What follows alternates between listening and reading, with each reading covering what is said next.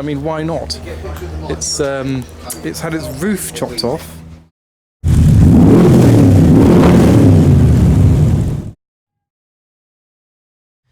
Hi, I'm Adam C and welcome to the car park of Goodwood Motor Circuit. I'm here for the Retro Rides Day, so I'm going to see a collection of retro rides, so custom cars and hot rods and all kinds of things. So I'm in the car park, I'm going to head into the show and have a look around. But yes, even the public car park has a few interesting modified cars. There's my Mazda there, I've bought that today, next to a Saxo with some interesting paint job, or wrap, or whatever it's got. Let's go look inside. So we actually enter halfway down Lavant Straight. I believe yesterday there was racing around the track, but today there's cars parked on the track. So immediately we're straight into the 80s and the 90s. We've got an Astra S13 924 Turbo, a rusty Escort Estate. It appears the exhaust is coming out the side at the front of the car. I wonder what that sounds like. I wonder what engine's in it. I wonder what's going on with this car because, well, there's certainly lots, especially compared to this Escort, which is a bit more plain, but it's still just as stripped out as Escorts seem to be these days. Next we've got an MR2 with a splitter and a wing, Mark II Escort, MX-5 Mark I, red RX-7. Bet there's no RX-8s here because they're just not good. A couple of tasty Astras here, very retro. I think we're getting into the more retro section here. We've got a 205 2-litre turbo. Oh, there's a matte black SLK, a little bit less retro, next to a stock MX-5. Oh, this Austin Healey has some angry teeth on the side of it to look menacing. If driven responsibly, report as stolen. That's a good sticker. I can probably guarantee that there'll be no car in this show today that doesn't have stickers on it.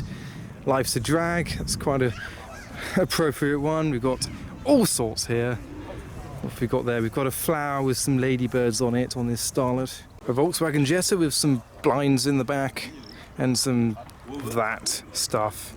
R31 Estate, I am a big fan of these. And we got a little trend going on here. We've got a big lineup of Pulsars. Now a lineup of, yeah, I'd say these are the first properly retro cars. These Mercedes, long wheelbase, slammed to the ground, a bit of camber, and very, very clean engine base. Like, there's literally nothing there. There's just the block and that's it. This is the Bagged Benz UK Club. Lots of bagged Benzes. Oh wow, and this one is probably the cleanest of the lot. Now I don't know much about these classic bagged Mercedes, but this is lovely.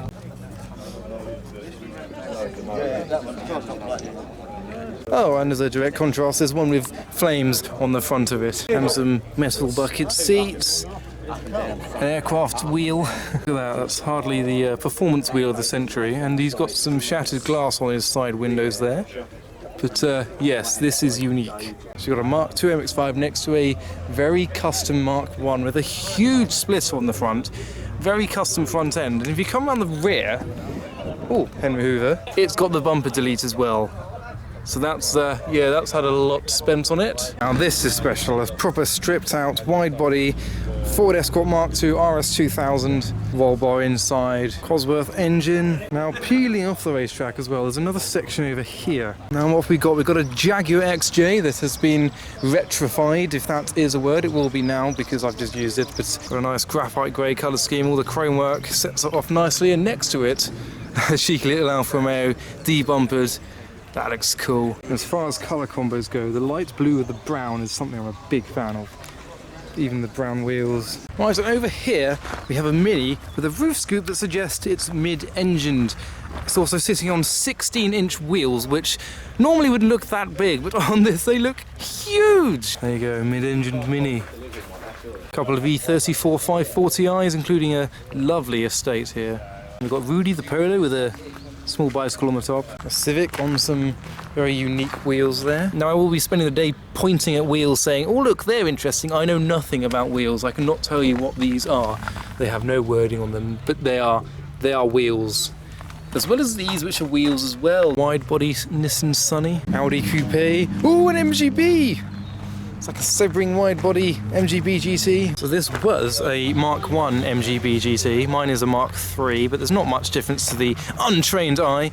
Should I do this to mine? I mean, I'm going to do some work to it. I could put some Sebring wide arches on it and get some different wheels and some dice for the dust caps. And what's interesting is Metros are becoming the next generation of like Mark I and Mark II Escorts. They're becoming so sought after, and prices are starting to go up on a car that my nan used to have. Apparently very customizable, very tunable, and very fun to drive. So we've got pop-up crew on the Mark 1 MX-5s, an old Ginetta with some more Mark 1 MX-5s. In fact, this one's very clean. No idea what this one's done to get this effect on the headlights, but I've never seen that done before on an MX-5 or on any kind of car in particular.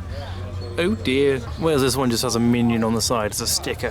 Whereas this MX-5 is one of a more custom one, custom front end.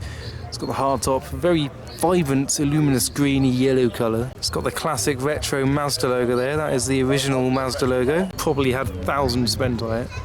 Over here we've got some more Mazdas, this time some classic RX-7s. Why is this door open? What's he got on show? Oh, a camera to steal. Oh, now that is a colour I've never seen on a Celica before. Turquoise or minty, well, just turquoise, and you've got a Westfield in front of it and a contrasting cream. But yes, this GT4 is a very vibrant colour. Oh, Renault 4! You never see Renault 4s in this country, it's always in France. And it's right-hand drive as well. I didn't even know they did right-hand drive Renault 4s. I used to hate Renault 4s when I was a kid. Spotted more turquoise. Just a random turquoise steering wheel. You probably just saw that on the flea bay and thought, yes, I shall have that, along with some leopard print chair. Oh, now this is cool. E36 estate that's been converted into a van. And here this Vauxhall Forenza has a very custom exhaust pipe. It looks a bit like a large maggot sticking out the rear. And it's been written on a few times, like a checklist of what to do, a to-do list. Oh, it's got a Silvia S14 engine in it, there you go. Engine swaps as well. But I've never seen a to-do list written on the bodywork of a car. Find some balls is the ultimate dream. Oh, look at this R32. It looks black, but it's actually got like a amethyst purple, similar to the McLaren P1 colour. That's a lovely colour on this. And even the wheels, they look black from a distance, but they're actually bronzed. Ha! A Slams 2CV. Not sure I've ever seen a concourse condition 2CV. They all seem to be rusty, but that's the look they're going for. A selection of Hillman Imps and a car that I do not recognise at all. It does look like a Porsche 914. Now it doesn't look like a Porsche 914. Now it looks like what? According to this badge, it's called a Davrian, and according to the number plate, it says Dav as well. So I presume it's a Davrian, which is a company I've never heard of. Normally I'm quite good with cars, even the quirky, unique ones, but I've never seen. Right, here we go, a Davrian Mark 6A. So it is a genuine car. I'm not sure it looks like some kind of British-built kit car, but that is a car I've never seen before. We've got two fuel fill caps, one of each side. We've got what looks like a chopped roof, which really adds to the look of the car, and the wheelbase that resembles that of a Mark 1 MX-5, but I'm not totally sure. I don't know. I don't want to claim things that might not be true, but that is a spectacle to look at. Over here we've got some kind of thing. I'm not even going to pretend I know what this is. It's just a car, a brown truck. There you go. So we've got a car over here that's definitely on hydraulic suspension, low at the back, high at the front, and it's got a sticker on the back that says, "If sparks don't fly, I'm too high." Please do excuse the misuse of an apostrophe there. I've seen this Mercedes before at the Bewley Retro Car Meet. What else we got? We've got a Oldsmobile Royale and a Surfer Dude custom Honda here. This is definitely like the low and slow section. Ooh, Renault 5 Turbo, serious car there, next to a Dolomite Sprint with wide arches in orange. Got a Sapphire Cosworth MX-5 looking short-sighted. E36 and Now if this is a road car, I would love to see it on the road. A Mercedes 300 CE with a wing on the back, a splitter on the front, and a very remoulded wide body. That's even wider now. I'm getting closer. I can't. How wide is that? I've never seen a Mercedes with wide arches as big as that. It's like double the width of the car. Well, it hasn't, but I'd love to see that on the road. The huge Mercedes logos on the wheels. It's basically, well, I don't know if it's a dragster, but that's a Mercedes. That is a Mercedes-Benz. Oh, there's a sleeping man inside. Did not realise that. Oh, Mercedes logos on the wing struts. Oh, a custom Jaguar XK8. Another car I've never seen modified as much as this. Slammed with some camber. But who would have thought we'd see an XKR with this fitment? Look at that. Classic childish hot rod with flames. Orange Honda NSX. And a Nissan Micra with some klaxon horns sticking out the headlight. I mean, why not? It's had its roof chopped off. There's a seat out of it in... what? That is an exhaust pipe. It's a Suzuki car. It's definitely not road legal because it's not really got any lights, but... Whoa! I can't quite work out the purpose of this car. I mean, they've chopped the roof off, they've put the big exhaust off, they've made it unroadworthy, they've taken the passenger seat out for some unknown reason. There's no wing mirrors. It's not really a track car, I doubt. It's not really aerodynamic either because of the horns on the front. Oh, there's a light. There you go. It's got some light. Ah, now I did see this in the car park earlier and I completely ignored it because I don't know what it is. I've seen it before. Yeah, another hot rod. Look at that Mercedes, it's so wide. Got a very low Ford Anglia racing car. We've got a Peugeot, Honda, and oh my god! That is a lifted Mazda RX-8. What? How have I never seen pictures of that car on the internet or any shows before? This deserves a look. What? Ignoring the sparkly paint job on this and all the other cars in this section. It's got a light bar on the front as well. Maybe I should do that. But oh my god. I mean, I know the Mazda body is a very cheap car to buy. I mean, I bought mine for £500, but I am actually speechless. I can't think of anything to say. I'm just trying to take it all in. So it's literally, I think it's a Land Rover chassis because it's got an F-Reg number plate, which is before the RX-8 was conceived. So they've just shoved the RX-8's body on top. Yeah, the interior is all standard RX-8 interior. I wonder what the engine is. I doubt it's the rotary, but let's have a look. So no, it's not a rotary engine. I can't work out what engine it is from this angle, but no, you wouldn't put the rotary engine on this after done all this work because it would just die. So now that's literally behind me. We can have a look at some of the other cars. We've got some Fiestas here, some Fiestas there, Mark 1 Escort there, Capri, another Fiesta with some very vibrant orange bits on it, including the orange window tints. Orange window tints. I haven't seen a car with orange window tints before, but there's a car with orange window tints. Now I believe my granddad had one of these, but his wasn't slammed, I can guarantee. Back onto the pit straight, we have a Jaguar E-Type drift car. Now I have seen pictures of this on the internet, but I haven't actually seen it in person yet. I'm aware there are two drift cars. There's this one with a V8 and there's one with a rotary engine, I believe, as well. Not sure what V8 it's got, but there we go.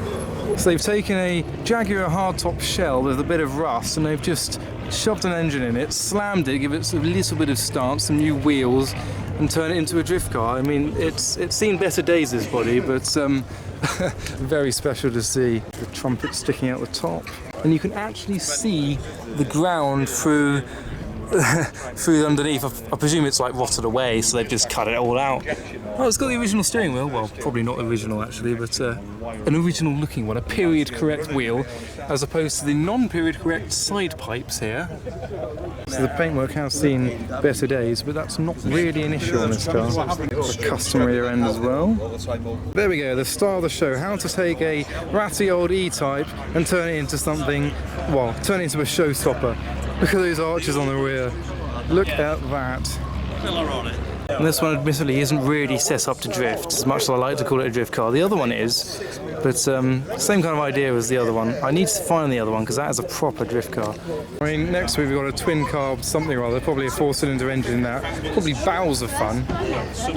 Same kind of idea, just don't care about appearance. And I found another little section here. We've got a Mark 2 Escort with some rally spotlights, another Mark 2 over there. Over here we've got a TVR wedge. Here's an old 350i, a little bit like my one. Obviously my one was a platinum gold kind of colour. This is the nice graphite grey. It's good to see one of these, brings back memories. I'm stood right by the exit and I've just heard a burnout take place, which is a good sign that cars are leaving already. So I'm going to go to the exit and catch them leaving, but as normal, that will be in a separate video and a link will be at the end of this one for that video and I'm on my way back into the grounds of Goodwood because I finished filming all the cars leaving, well at least most of them, and pretty much all of the amazing cars that I saw, so the E-Type with the V8, the wide body Mercedes, etc, all of them left at the exit. So I really recommend checking out that video, link at the end of this one because it was pretty good. There's a few slides there if you like that kind of thing. So let's see if there's anything left. It's pretty bare. There's a few cars up there. Oh, there's 2002 on its way. So yeah, I did stick around for quite a few hours to film them all leaving. Now I'm parked all the way up there off the circuit and in the field over there by those little huts. So I've got a long walk ahead of me. I shall then be racing off to another meet in London, which I'll also post a video to, so look out for that one. The Ghetto Street meet, some car park in a retail estate somewhere in London. But yes, the long walk back to the field where I parked my RX-8, and I think it would be an appropriate opportunity to test out my limited slip diff, if you know what I mean. And I'm back at my originally clean car, which appears to be covered in a layer of dust, to go home. So don't forget to follow me on Instagram for a weekly list of all these kind of events. But for now, thanks for watching.